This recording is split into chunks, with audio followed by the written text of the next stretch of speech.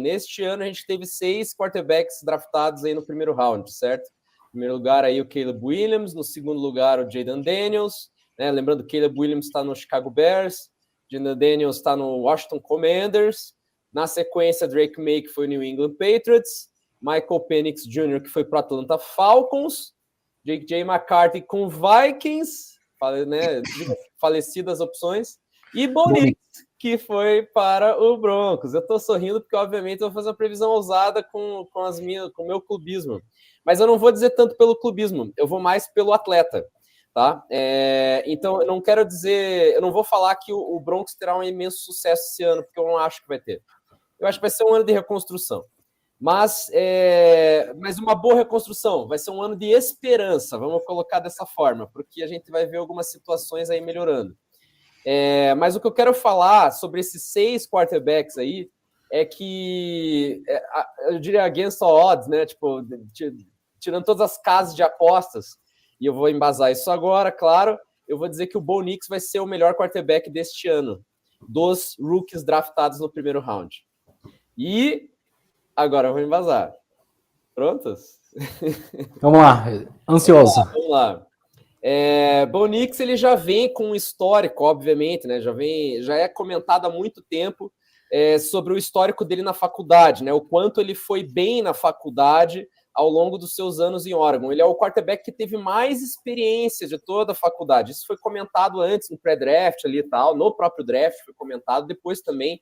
Mas ele é o quarterback que tem mais experiência de todos que foram draftados. Ele teve 61 startings, né? Tipo, ele teve 61 jogos nos quais ele foi titular, seja por Auburn, seja por Oregon, ambas faculdades fortes, certo? Auburn não foi a melhor fase dele, mas em Oregon ele ficou 2 temporadas e foi a melhor fase dele. E nessa temporada ele teve 77% de precisão. Tudo bem que a grande maioria dos passes eram todos passes de dink and dunk, né, que eles chamam, que são passes curtos, né, de pouca jardagem, mas que garante o avanço, né, o avanço curto, mas avanço constante. E isso foi, né, abrindo espaço. Oi? Diga. É verdade. Como o Brock Purdy, no caso. Como o Brock Purdy, no caso. Mas, Homero, o que eu sempre falei do Brock Purdy? Sim. E aí, não, e eu concordo. Então, eu vou falar, Brock Purdy não é um cara de grandes highlights, ele não vai ter os números estelares, mas ele vai ser um cara sempre consistente. E assim, é um bom tomador de decisão. E isso, para mim, é o principal. Qualquer quarterback que seja, tem que tomar decisões consistentes e recorrentes, entende? Então, assim, eu vejo, justamente para o Broncos, isso é muito bom, muito positivo, porque a gente precisa disso no momento em que o elenco é mais fraco, sabe? Então, precisa ter uma tomada de decisão um pouco melhor. E o Bo Nix, ele mostra isso já ao longo da faculdade dele. Só que, assim, eu não vou querer só me pegar com o que ele fez na faculdade, porque agora a gente já tem prova viva, mesmo que seja em uma semana de preseason, com os poucos snaps que ele teve, porque ele não foi starter no jogo, ele teve 4 drives, os 4 drives com scoring, certo? Então, todos os drives em que esse quarterback entrou em campo, ele pontuou. Significa que ele queimou o relógio, controlou a bola e ainda saiu com score no final. Foram 2 touchdowns e 2 field goals, sendo que um dos field goals era para ter sido touchdown, porque foi um drop na end zone, e o passe foi perfeito, foi ótimo. Então ele poderia ter tido 2 passes para touchdown, além de conduzir um outro terceiro que foi corrido, certo? Mas o que eu quero dizer sobre isso é a eficiência dele em campo. E a eficiência dele em campo não foi contra qualquer time, foi contra o Indianapolis Colts, que já há algum tempo tem uma defesa relativamente constante, né? Vamos colocar estável, né? Vou colocar dessa forma. Eu até puxei aqui, mas quero só ressaltar um pouquinho, porque eu puxei os stats da Indianapolis Colts no ano passado, e essa é uma defesa que leva menos de 24 pontos por jogo. E neste jogo contra o Broncos levou 34. Eu sei que tinha um starter, segundo string, terceiro string, mas essa é uma defesa que consistentemente leva 24 pontos ou menos, e na red zone reduz os caras a 50% em touchdown, certo? Então, essa é uma defesa que normalmente não cede muita jardagem e não cede muitos pontos em red zone. E ainda assim o Broncos conseguiu pontuar, por quê? Porque jogou, né, de pouco em pouco, é o famoso morte por 1000 cortes, né? Então foi de pouco em pouco avançando e conseguindo chegar na red zone, chegar na goal line e pontuar. certo? Seja com field goal eventualmente, em 2 campanhas, ou com 2 touchdowns, que foi o que aconteceu no final. Garantiu a vitória? Sim. Mas o que a gente vê disso daí é que claramente a gente vê quem será o starter dessa temporada. Então, consequentemente, o Bo Nix, se continuar dessa forma, como ele já vem sendo elogiado no training camp, como já mostrou numa primeira preseason, né? E vai ter mais 2 aí pela frente para se consolidar. Aqui tudo indica que ele vai começar essa temporada. Ele vai ser o starter na Week 1, certo? Então, na primeira semana, ele vai ter provavelmente, ele vai ser o titular e vai ter os 17 jogos para desenvolver as estatísticas dele.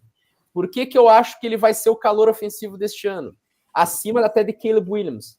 Porque apesar da divisão, ele cruza com equipes mais fracas. O Caleb Williams, não. Ele tem todo um ataque em volta dele. Eu concordo plenamente que ele tem muitas armas em volta dele no jogo aéreo.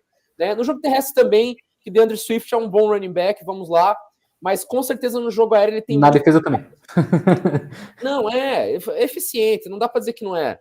Então, assim, ele tá cercado de armas realmente no campo ofensivo da bola. O campo defensivo do Chicago Bears ainda, apesar dos reforços, é uma incógnita, mas ele vai estar numa divisão que vai estar com o seu Packers aí, Homero, vai estar com o Detroit Lions, vai estar com o Vikings, que apesar de Sam Darnold era o plano inicial para ser o ataque titular. Então, são 6 jogos dessa temporada que ele vai enfrentar defesas complicadas, fora 49ers, fora outras equipes, Eagles também, fora equipes que ele vai enfrentar ao longo da temporada regular, que não são equipes fáceis. Então, assim, apesar dele ser um bom quarterback, um excelente quarterback saído da faculdade, aqui tudo indica, ele vai ter uma jornada complicada, não vai ser facílimo, ele vai ter um começo de temporada relativamente ok, fácil, mas a continuidade da temporada não será tão fácil assim. Já o Bo Nix, ele vai ter uma série de jogos de ups and downs, porque tirando o Kansas City Chiefs, e agora eu vou até puxar aqui, desculpa, tem mais 2 jogos que me chamaram a atenção. Eu até ia comentar isso quando você falou sobre divisões, que eu acho que esse ano, se você for comparar as 2 divisões, a divisão mais difícil acaba sendo a NFC North. Ah, não, com certeza, sem margem de dúvida. Mas olha só, o Broncos, ele pega pela frente o Saints, que ainda tem incógnitas, Carolina Panthers, pega o Chargers, que ainda tem incógnitas sim, apesar do Jim Harbaugh estar lá, Las Vegas Raiders vai pegar 2 vezes, Chargers 2 vezes, o Pittsburgh, apesar de estar lá com uma das melhores defesas, eu também não confio ainda neste ataque. Seattle Seahawks também não tem muito a comprovar ainda, vai pegar o Colts novamente no campeonato. Então, assim, os jogos que realmente complicam é Kansas City Chiefs e Cincinnati Bengals e Baltimore. Desculpa, tem Baltimore aqui também. Então, Baltimore é mais um jogo que eu vejo como complicado, mas tirando esse, são todos jogos que são administráveis. Então, assim, eu vejo o Bo Nix com números baixos de entregar a bola, né, de turnover, porque ele realmente não teve, né, nesse primeiro jogo, só mencionando, teve um rating de 102, certo? Nenhuma interceptação, 1 touchdown, 125 jardas passadas e 71% de passes completos, de precisão. Então, ele mantém a porcentagem de precisão que ele vem trazendo desde a faculdade. Se ele continuar com esse tipo de trabalho, ele vai sempre caminhar em campo, pode ser que não pontue muito, pode ser que a defesa do Broncos leve muito, mas vão ser jogos consistentes para ele. Então, eu vejo nisso daí números muito bons, e se comparar com o ano passado, o CJ Stroud, que eu estava até comentando, Neil, não foi por acaso que eu comentei as estatísticas dele, é porque eu estava investigando como foi nos anos passados. E o Bo Nix tem tudo a entender que ele vai passar das 4.100 que o CJ Stroud passou no ano passado. Entende?